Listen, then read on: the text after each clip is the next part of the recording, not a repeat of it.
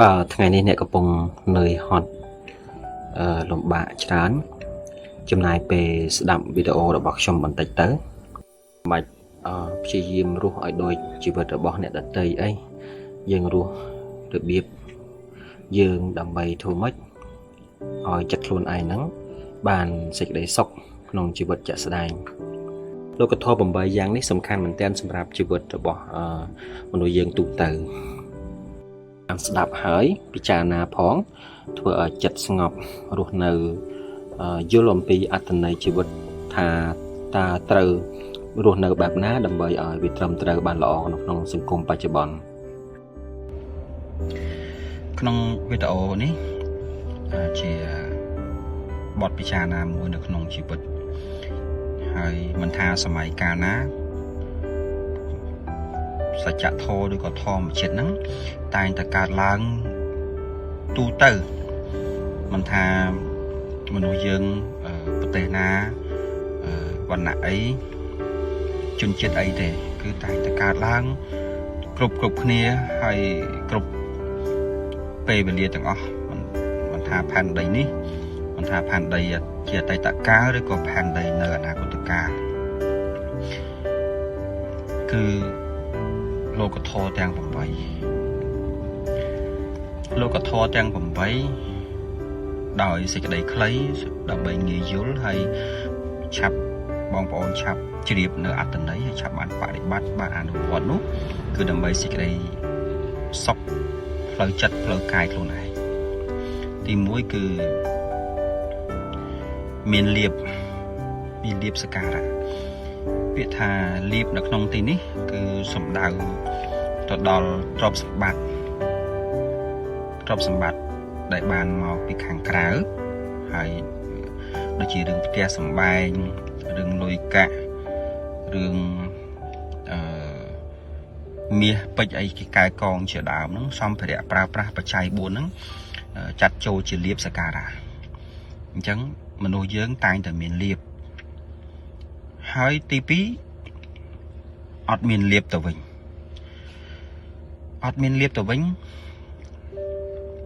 ក្នុងអត្ថាវាដំណើរប្រែប្រួលធម្មជាតិពីមានទ្រព្យសម្បត្តិឬក៏ពីមានលុយកាក់ហ្នឹងទៅជាអត់មានទៅជាធ្លាក់ចុះឧទាហរណ៍ដល់ពេលដែលយករស់ស៊ីមានបានឡើងចឹងទៅរហូត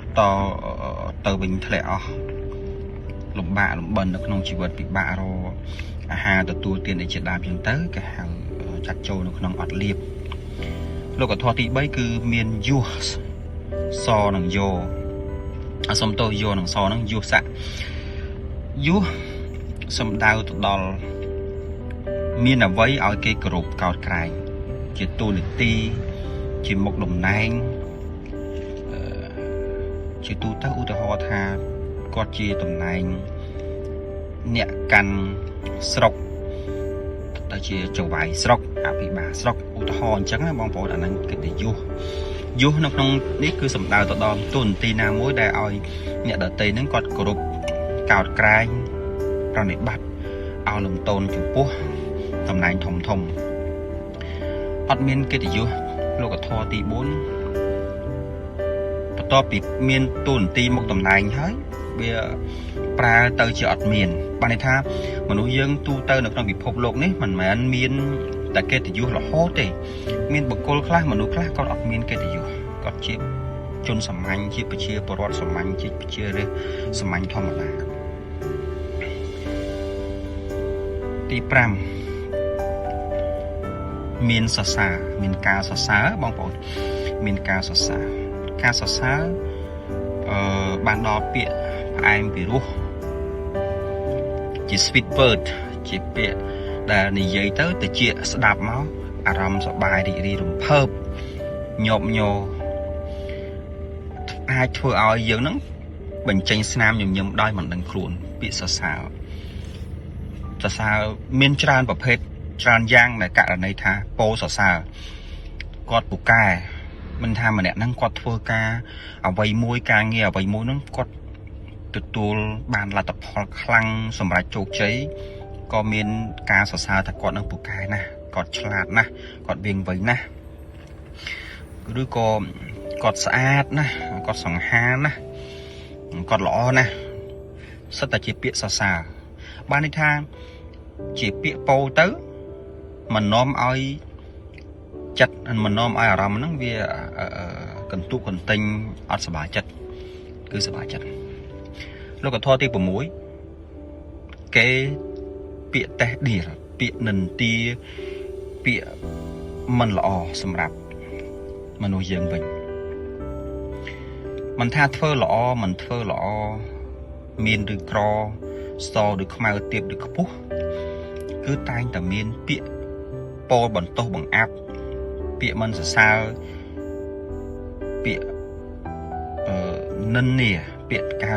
និន្ទាអូម្នាក់នឹងចេះមួយចេះពីរអត់ល្អទេជាមនុស្សអាក្រក់អាហ្នឹងវាមានទៅតាមស្ថានភាពបុគ្គលទង្វើរបស់មនុស្សម្នាក់ដែលធ្វើដូចជាពួកប្រភេទពួកចោរពួកអីហ្នឹងគឺសមត្រូវបានទទួលនៅការនិន្ទាឬក៏ថ្មាស់តេះដៀលវាត្រូវជាមួយនឹងសកម្មភាពរបស់គាត់ដែលទៅលួចឆក់ប្លន់ពីអ្នកដទៃអាហ្នឹងគឺពាក្យនិន្ទាប៉ុន្តែត្រូវជាមួយនឹងទង្វើរបស់គាត់មួយទៀតធ្វើល្អច្រើនយ៉ាងណាក៏នៅតែមានអ្នកមិនពេញចិត្តធ្វើបុណ្យធ្វើទាន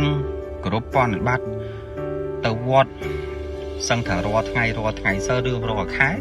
ឬក៏ធ្វើសប្បុរសធម៌ចែកទានចែកសម្ភារៈអីជាដើមអាហារអីផ្សេងទៅដល់អ្នកអត់មានអាហារហូបឬក៏កុមារកំព្រាឧទាហរណ៍ថាអញ្ចឹងក៏នៅតែមានអ្នកនិន្ទាមិនពេញចិត្ត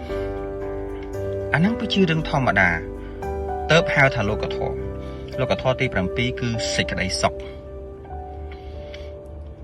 នរណាក៏មានសេចក្តីសុខតាមរយៈដោយថារស់នៅអត់សូវលំបាកក្នុងការរកទទួលទានអាហាររកទទួលទានមានន័យថាមានសម្ភារបំពាក់គ្រប់គ្រាន់មានអាហារគ្រប់គ្រាន់មានកន្លែងស្នាក់នៅគ្រប់គ្រាន់មានផ្ទះអីល្អអញ្ចឹងទៅសេចក្តីសុខកើតផ្សេងទៅតាមរយៈការប៉ះពាល់អារម្មណ៍ការរស់នៅជាក់ស្ដែងលោកធម៌ទី8ជាលោកធម៌ចុងក្រោយនោះគឺសេចក្តីទុក្ខអញ្ចឹងប្រែប្រួលមកពីសុខទៅជាទុក្ខប្រែប្រួលពីទុក្ខមកជាសុខសរុបមកលោកធម៌ទាំង8ហ្នឹងប្រែប្រួលហើយកើតឡើងគ្រប់គ្នាទាំងអស់កើតឡើងគ្រប់បុគ្គលទាំងអស់មិនថាបព្វជិតមិនថាអ្នកបួសមិនថាព្រះមហាក្សត្រមិនថាមន្ត្រីមិនថារាជមិនថាអ្នកណាលោកគ្រូអ្នកគ្រូមិនថាកូនសិស្សមិនថាមនុស្សស្រីមនុស្សប្រុសក្មេងចាស់គឺលោកធម៌ទាំង8ហ្នឹងកើតគ្រប់គ្នាទាំងអស់ទៅលោកធម៌នេះមានសារៈប្រយោជន៍សម្រាប់ស្មារតីជាយោនិសោមនសិការៈការត្រេះរិះពិចារណាឲ្យបានត្រឹមត្រូវថ្លឹងថ្លែងនៅក្នុងជីវិតធ្វើឲ្យមិនសូវមានទុក្ខលំបាកច្រើនដោយតែងតែចម្រើនឬក៏ឧស្សាហ៍រំលឹកនៅលោកធម៌ទាំង8គឺថាមានលៀបអត់លៀបមានយោអត់យោមានសរសើរមានគេនិន្ទាមានសុខមានទុក្ខមានម្ដងសុខក៏សុខទៅម្ដងមានទុក្ខក៏ទុក្ខទៅម្ដងមានយោក៏មានយោទៅម្ដងអត់មានគេទៅយោក៏អត់ទៅម្ដងគេមានគេទៅសើគេចូលចិត្តចឹងទៅម្ដងមានគេស្អប់មានគេនិន្ទាចឹងទៅពិចារណារាល់ថ្ងៃគ្រប់ពេលវេលាទាំងអស់ឲ្យតែនៅដង្ហើមឲ្យតែនៅគេថាស្មារតីចម្រើនភាពវិញ្ញាធម៌ទាំង